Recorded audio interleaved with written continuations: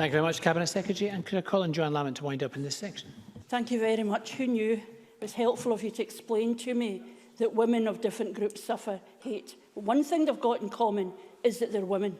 And I hear what John Finney says about how hurtful it would be to remove cross-dressers, and we can't have one person excluded. He literally voted today to exclude women from this bill, despite the fact that we know that women of all races, of all classes, of all disabilities or none, suffer crime of hatred simply because they are women.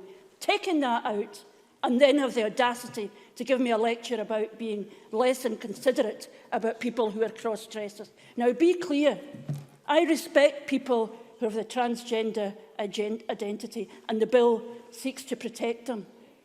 Nobody believed that a cross-dresser who does it as a hobby, as a lifestyle, as a pattern of emotional need, would ever be perceived in the same category as transgender people who we have heard the challenges and difficulty that they face, and the right that they have to respect, and the right that they have to health care and all the rest of it. Frankly, it's to trivialise a serious debate. I know you think I'm trivialising this. I am highlighting an issue here that offers more protection to somebody who dresses as a woman in his spare time than it does to women. That cannot be right. And it says there is an issue, and my own colleague Neil Bibby makes this point, that there is a loophole here.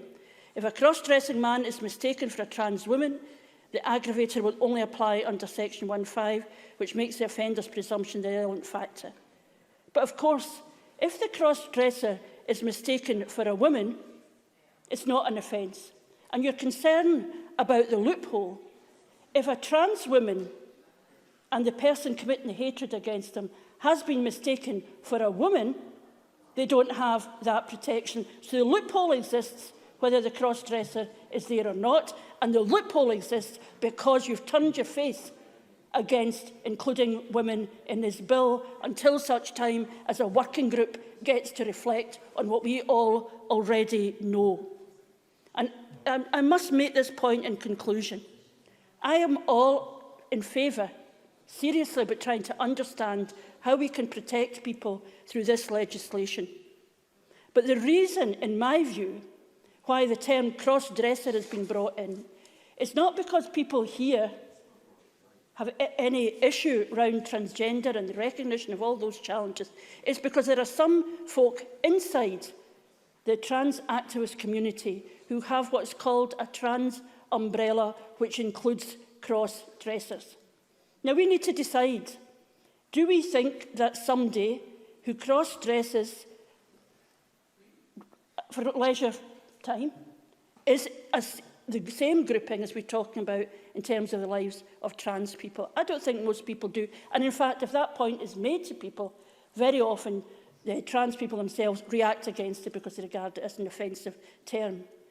The problem we have here is we're affording a greater protection to a group who themselves describe it as something in for their leisure time or for emotional need or whatever it would be. And I'm not saying that they themselves are trans. And I, for the life of me, cannot understand why we've ended up in this place. It does reflect the problem. If you're concerned about the loophole, then you should have included women in the legislation, and we would not have that problem, because there is already an issue that trans women may not have the protection they might have expected if the charge is, I thought you were a woman and not a trans woman. That is the problem we've got here, and it will take more than a working group to undo the damage that's been done today by the exclusion of women from hate crime legislation. Thank you very much. We're going to move